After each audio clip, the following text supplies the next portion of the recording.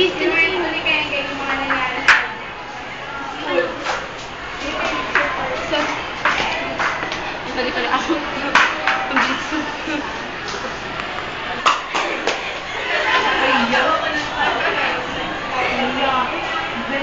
Bagal? Ay!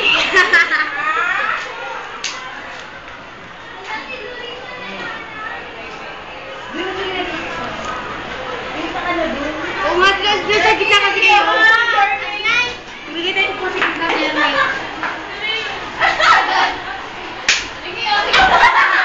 Wala tatawa. Tatawa ka yan. Ngayon nga lang ako nag-beauty. Ano na yung beauty?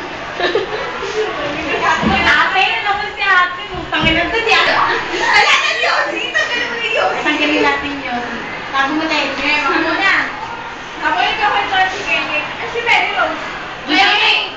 Tama si Mary Rose! Ikaw nga! Hawak na kamay. Jervin and Jervin. At ito ay nakita ng kanyang kapatid na si Athena. Hoy! Ano ba? Si Ina. Ano ba kailan mo? So ikaw nga, hindi kita pinapakailan mo. Walang dumi ka. Matis mo! Wala ka kayo. Yoti. Ayos ka! Yoti ka na naman. Ano pa kailan mo? Pag may nakita tayo, pati ako damay. Dainas mo. Wala kang sinila. Ano ba si Mila? Damay. Dates ka talaga. Pagdating ko na yung tapong mo agad ha. Ikit ko na. Kaya dyan ha? Ikaw rin. Sabi niyo may puro lalaki. Ay, ito na singing. Meron na. Alam mo na yung mga si Meron. Meron na, dadadamay sila sa'yo. Ay, dalawa, uwi. Tara. Pinauwi. Ay, pati. Si Erin at Gege. At pinutusan si Ina na kumuha na kasi pinabili ng at agad din pinanood si Ina. Kasi, dito kayo nung magmamakaawat. Tangan sa bibig ko to. Huwag na tatawa.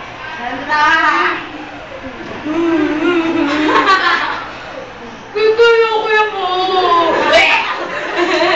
Sana mo na maawa ko na. Huwag ka tumawa, baby.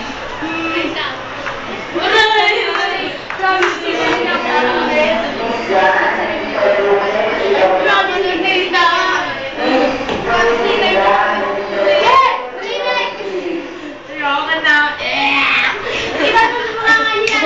ayoko na tita, ayoko na talaga. Hindi ko na talaga kaya. Pagpagin mo na lang ako. Sama na rin ang tita. Nagalang keken sa kanyang tita. Kaya, ipagpasahan niyang tumayas. Hintayin niyang tumabi at daladala niya ang kanyang mga. Try mo lahat yan. Pumunta sa itimita, biglang pogi. At nakita si Jermaine na may dalang paper bag at pinahon ni Jermaine. Jermaine.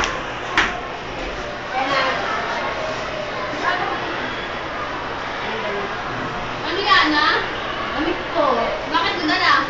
Umasa ko eh. Saan ka kayo pupunta? Hindi ko nga alam eh. Walang kira muna sa amin. Ay! Ang ate Alita. Pinuntahan siya sa bahay ni Berna. At nakausap ni Malita ni Jermaine. Sabi ni Berna, sabi niya, pasok mo. Duka tanga. Paano tumat si Keke? Kasi na yung tumat ko. Magandang umaga po. Paano tumat si Keke? Nasaan mo ba siya? Kailan mo balik nila? Sige, mauna na po ako. Walang pakilam siya ni Jermaine at syempre, posibleng walang nangyari. Syempre meron. 4 na buwan yun at punta sila sa bahay nila Jermaine. Gabi na sila nakaulat. Sila lupad. Kaya paligid-paligid. Wala ko. Hindi! Karot? Sabi mo, wala ko na ha? Sabi ko, wala na si Berna! Oh, nandito na pala kayo.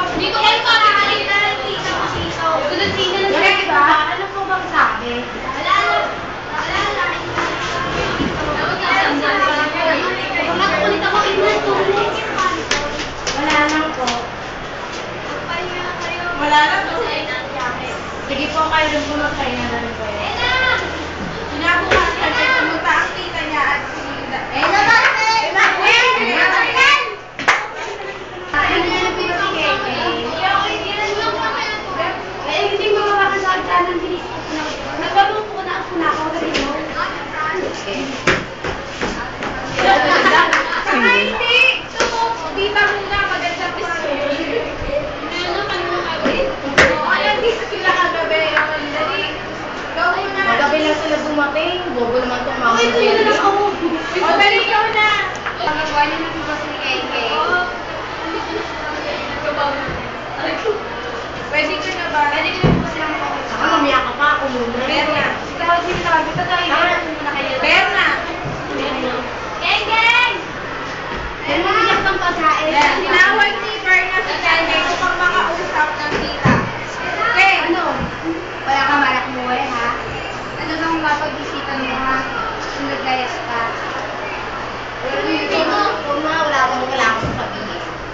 Ikaw kaya, wala na akong sabihin. Meron, basta Bakit yun to? Nakatawa yung mga makipagkita sa kanyang tita. At pagkatapos na mag-ilis, may decision na report mo na yung siya.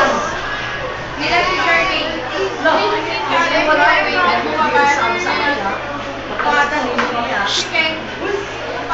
Makipagkita sa kanyang tita. Tita! Ano? Ano? Wala ka magbalak umuwi, ha? Ano bang napaisipan mo bago umalis?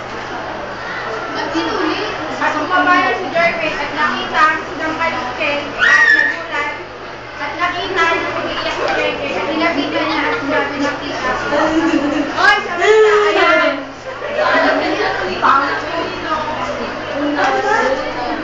Iyakin na, kumain. Sige,